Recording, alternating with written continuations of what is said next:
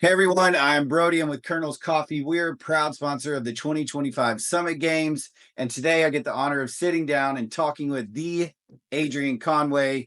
He's a games athlete. He's a three-time affiliate cup champion. And now he's designing the workouts and all of the programming for the Summit Games.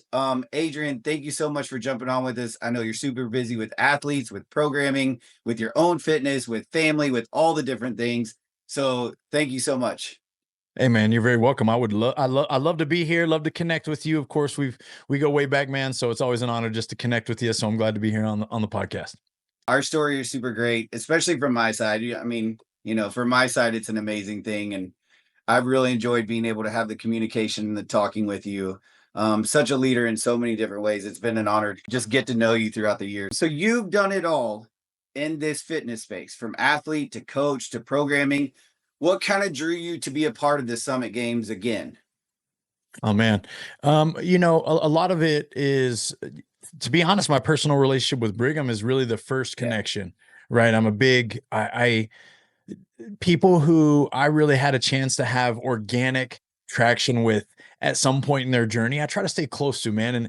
And Brigham, like many people, even like you and I, had come into the scene with maybe different aspirations or different visions from where he is now years ago. And so when I was still with Brute and he was coming into the space and had aspirations from a competitive perspective and a coaching perspective and all these things, that's where our relationship began.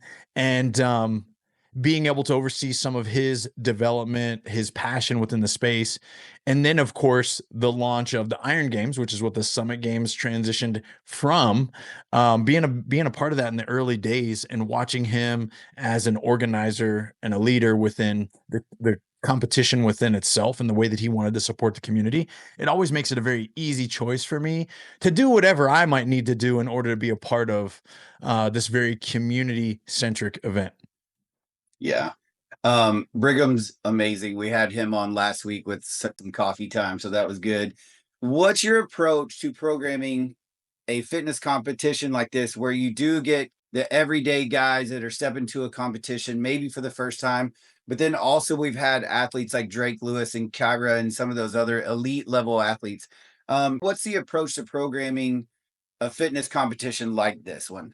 That is the hardest part of this job. That's the challenge. It's really easy to program a scaled competition. It's really easy to program an RX competition, and it's really easy to program an elite competition. Now, when they all show up on the same weekend in the same spot, and you've got time demands, you've got equipment limitations, you want to have this very as elegant as it can be, but really synonymous perspective on where these workouts are all going throughout the course of the weekend and what they're testing. That is what makes it a challenge. And so honestly, that's part of the draw as well, is the unique challenge for that.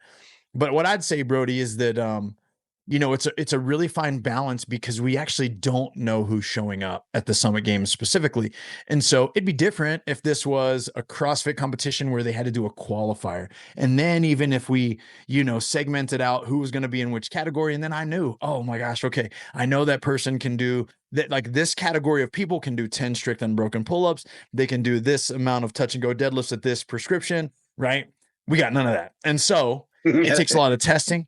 It takes a lot of tweaking in regards to loads and or reps. And then, of course, sometimes it takes a little bit of finagling even with time caps and the kind of windows that we'll need to rotate heats on and off and people on and off the floor and such. But that is literally the most adventurous part of it. Of course, as long as there's no curveballs. And I'll throw this out there, where it's like, man, up until the week before, we might have commitments from certain people, from equipment, from partnerships. And then all of a sudden, man, something happened on there. And right, like, life happens, not to throw any shade towards anyone, but sometimes Brigham's under the complete understanding that someone's coming and they're showing up and they're bringing this. And so that's a part of a workout. And then all of a sudden we find out, man, life got hard on that person, or their business was struggling, or something happened, right? But they couldn't follow through on their end. And now we're like, uh-oh, we might have to use this implement twice now, or we might have to cut this part out, or now we might, right? And so that I think is, of course, what keeps me on my toes leading up. And then just to throw this to you as well, but it's like, man, we have our first rendition of what the Summit Games is going to be complete, dude, by like February. So it's like we have the whole painting done, at least from what I would dream for it to be. And then that's when we have to start making tweaks and adjustments for maybe some limitations or location or time and stuff like that. So with all that, is there an experience that you look to create for the athletes, whether it's mentally or physically? How creative do you get to be with that stuff? I would say that, you know, it could be with the Summit Games or any other competition, but generally the director or the owner has a vision for what they would like the year to be, or a little bit of a theme, right? I think for us, and Brigham gives me some pretty free autonomy with some creative abilities, but it's also not to get too fancy. This is CrossFit when it comes down to it, and these people love CrossFit. And so we want to have a good blend of in and out of the gym, if I could summarize it in the best way, meaning that we want there to be some familiarity with the movements that they train, with the movements that they're prepared for. And then also, we want them to have that, not necessarily CrossFit Games like experience, but we want them to have that unknown and unknowable implementation, or the maybe time domain gets a little stretched from what they're used to training in the four walls of an affiliate, where they know they only go about 30 minutes because, well, they got to warm up and cool down and do all the things, right? So we might elongate that a little bit. So I think that it's a fine balance of those two things. Is like, we want people to be excited and have a wonderful time. We want them to be challenged, but we also want them to be a little maybe intimidated, maybe a little like, oh, what do these guys got in store for me this year? Because I think that's, when we all put our pen to paper, and I guess now we don't really do that often, but when we type our names in on a document that officially signs us up, and we make that financial exchange to be like, okay, I'm putting my money where my mouth is here. Now I'm going to show up to compete. Those are the juices that we want to get flowing when people start to see workouts be announced, and then they can start preparing the best they can. Yeah. Sometimes you're talking about sending a message with the CrossFit workout and the programming and the themes and that kind of stuff. Can you let us on any kind of CrossFit message or a message that might be sent this year?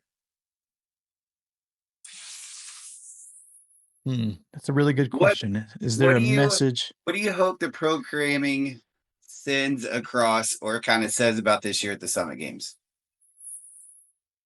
Well, first and foremost, I mean, to be honest with you, man, I want people to have a great time. So I want them to think it's fun. Yeah. All right. I really do. And then I want there to be, I try to almost everything that I'm a part of, man. And this is I don't know if it's the rebel in me. I don't know if it's the leader in me, if it's trying to like steer the ship back to the center line type of Yeah. mentality. But I want people to leave here challenged in a way that, like, okay, that was a foundational thing that I should have been better at. And I'm going to get back to doing the foundational things better. That's always, God, I sometimes don't want to say that. I sometimes don't want to, because people are like, oh man, AC, that's boring, right? Like that's what makes you great at everything that you do. And if you can bring that into training, you're going to be really, really stinking fit, right? If those fundamental things, if you can squat better, if you can press better, if you can hang better, if you can do all these things, your muscle ups are going to get better. Your handstand walk is going to Yeah. get great, right? Your squat clean is going to go up if your squat goes up.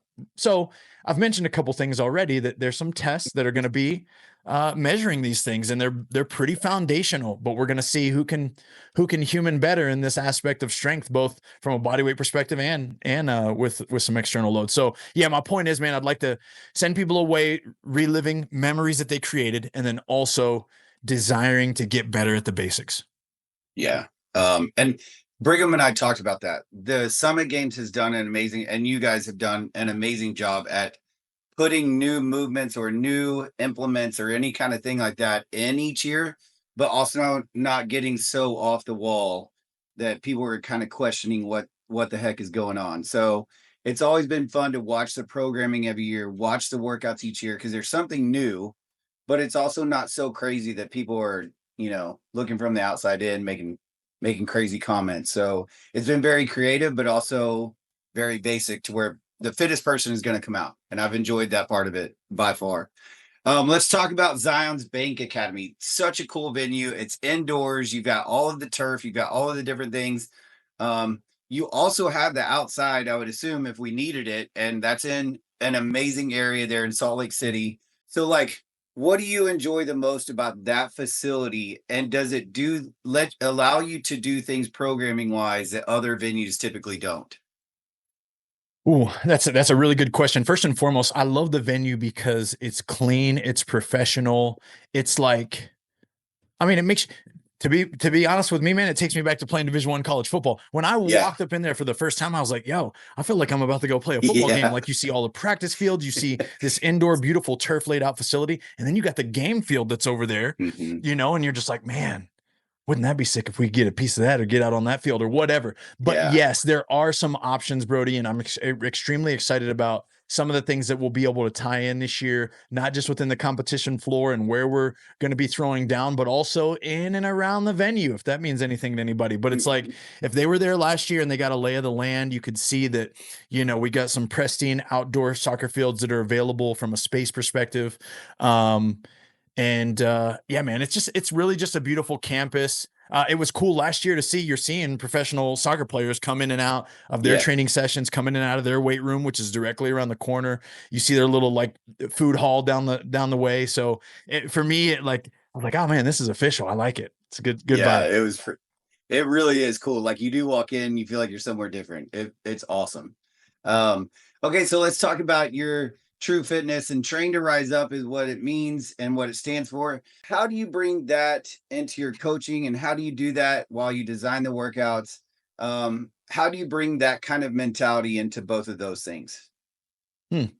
I think it's a part of anything that I do, to be honest, man. It's really easy for me to blend them together. Of course, Train to Rise Up, or True is what we mostly call it, is it's, we host live programs, we do one-to-one coaching, we do one-to-one mentorship. There are a lot of aspects of what we offer because of my background within the space and within strength conditioning at large. And so I'd like to think that the test that I bring forth, yes, tests traditional CrossFit, but then it also tests some outliers where you're like, man, someone might be able to walk up off the street and hand it to us as CrossFitters here in this Yeah. test, right? There Yeah. might be some outliers where, people have to look outside of fitness in 100 words and be prepared even then in such a way that it's like, oh my goodness, this is something that we don't really do in our classes very much. And you know what? I could easily tie that into a warm up or a primer or whatever that is. And so this was always something that I tried to do when I'm in person leading a class. I wanted my flavor to be just a little different. I wanted to bring Yeah. in some of the change of direction and some of the plyometrics or the speed and agility development where I personally feel I have a conviction about that because as humans, we have a unique ability to move fast and be explosive, but also, running is a big part of what separates us in our Yeah. survival until we got all techie, of course, compared to all the other animals here on the earth. So nonetheless, man, there's all these kind of intrinsic qualities that I feel like I carry and have a desire to teach and develop in people. And I try to blend that all together when it comes to putting together a test and all the activations that we do on site.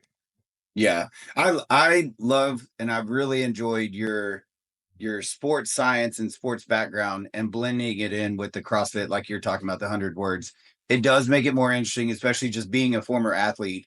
That was the one thing that I missed the most. Just doing CrossFit, I missed some of the athletic type movements. Not saying that CrossFit movements aren't athletic, but we missed some of the change direction, some of the plyometrics. Let's go get some ladders and that kind of stuff out, and let's go get them out. So I did miss a lot of that, kind of going back to it. Now that I've got the two boys, it's funny, we've got this stuff out there, and I can still kind of get in there with them, and I don't look terrible, so it's not Love it. bad. But I started adding a bunch of it to my warm-ups instead of making it an intensity thing. It's been great. So what separates good competitors from the great ones at a place like the Summit Games? Hmm. I would say this is universal everywhere, and it's your mind. It's your mind. Right. It's your mind in such a way that, the days that you stack going into a competition, some people are thinking about exactly how they're going to execute on game day, and some people are only thinking about getting a good workout in. And there's such a very difference in the way that exponentially that stacks up. And then when the moment presents itself in the field of competition, that athlete who has visualized and has anticipated and trained in a way to seize the moment will, right? And so to me, that's what I see at the CrossFit Games. I mean, I'll be on the mic covering the CrossFit Games this year, Yeah. in New York. And when we watch someone get crowned the fittest, it's not just going to be the physically fittest individual.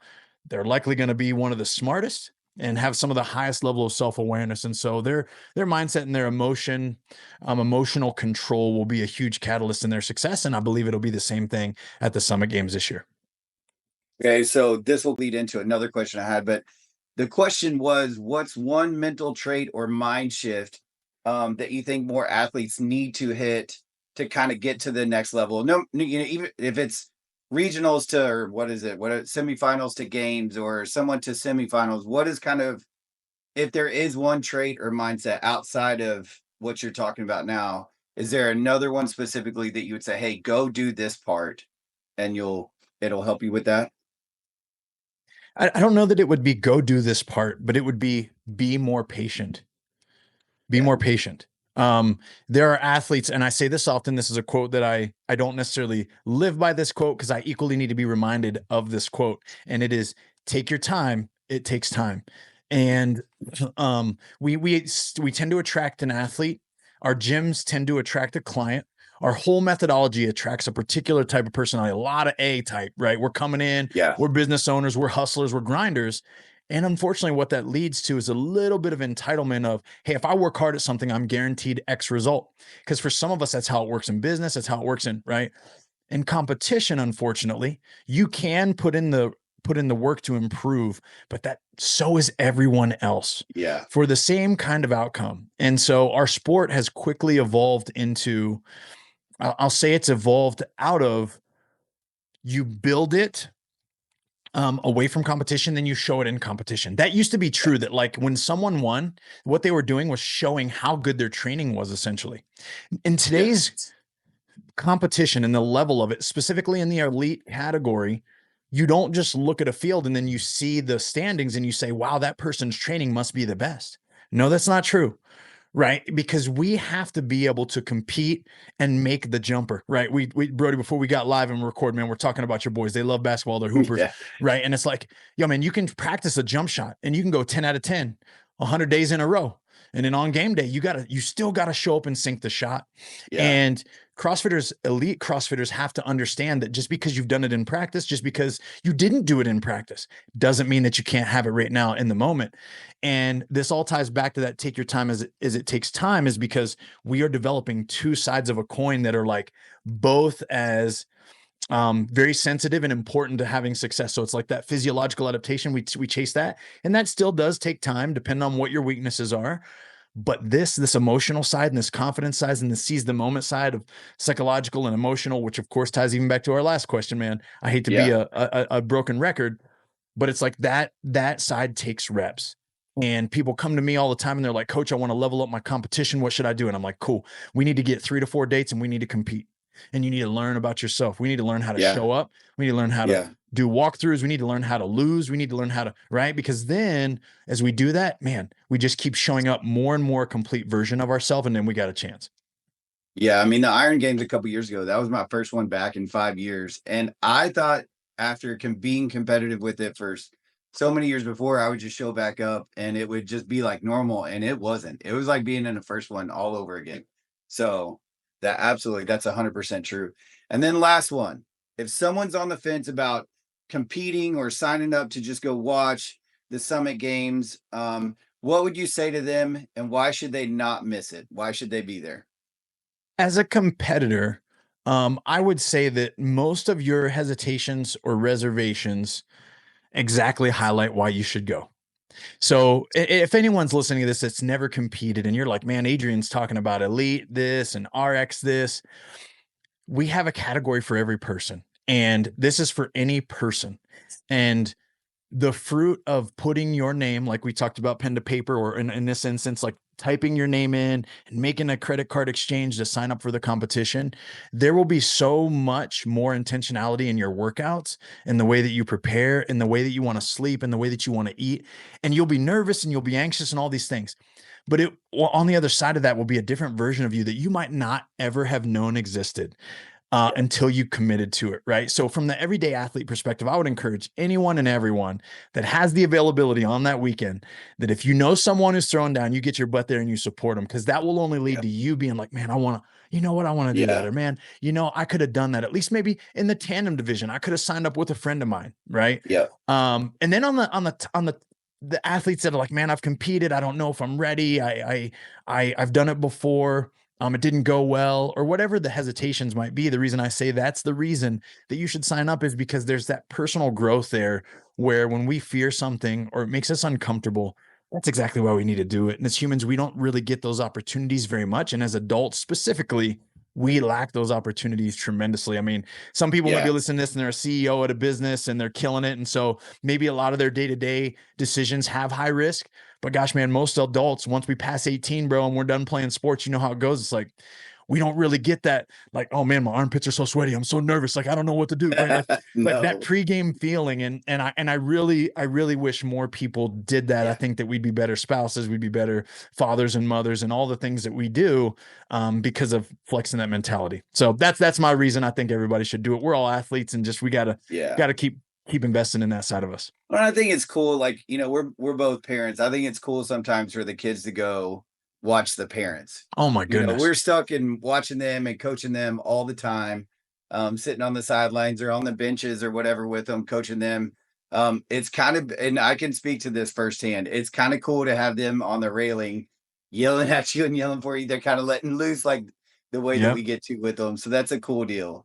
That's a cool deal. Yeah, Well, I love thank you that, man. so You much, highlighted Adrian. a whole different part right there, bro. Oh Just being an gosh. example to Yeah. if you're married or if you got kids or anything, but be an example to your peers is that's a really good reason too. Yeah, I It's mean, awesome. just signing up is such a big deal, regardless of placement, but signing up and putting yourself out there, it's a big deal. Yep. Well, thank you so much, Adrian. What is the best way if somebody is interested in True Fitness or getting with you on nutrition, programming, anything like that? I can speak to it firsthand. Amazing programming, amazing people, amazing person. It's been one of the greatest decisions I've ever been a part of. So Oh man. what is the I best way for someone to get a hold of you if they've got questions about True Fitness and True Nutrition? Yeah, they can really just go to truefitness.com, man. Okay. TTRUfitness.com. And if people prefer to reach out to me directly, which some way, shape, or form, if they go ahead and submit to a questionnaire, if they're interested in one-to-one nutrition or program design, that'll all lead to me eventually. But my email address, which anyone is more than welcome to send me a message, is adrian@ttrufitness.com. So they can use that email address and that'll take them directly to me, and I'd love to help them answer any questions that you guys got, or streamline your process through our website on maybe what program is best for you or what you should be considering. Awesome. Yeah, because you've got programs for what, 30 minutes all the way up to elite, very people. So yeah, Yep. you kind of hit the whole Exactly. awesome. Well, thank you so much. Did you want to tell us any secrets about workouts or anything? Oh, no secrets, man. No secrets. Okay. It's summertime. People need to be doing a lot of hanging around. That's about all I Yeah. got. Okay. Hanging around. Okay. We'll make a note of that. Okay. Start hanging around.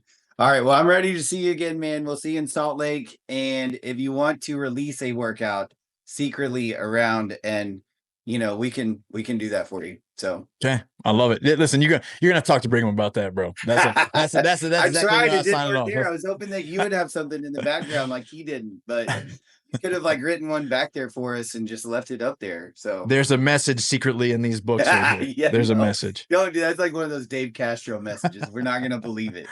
So Oh, all right, man. Well, have a good rest of your day, and I'll talk to you later. And I will see you in Salt Lake City soon. thank you, brother. All right, man. Thank you.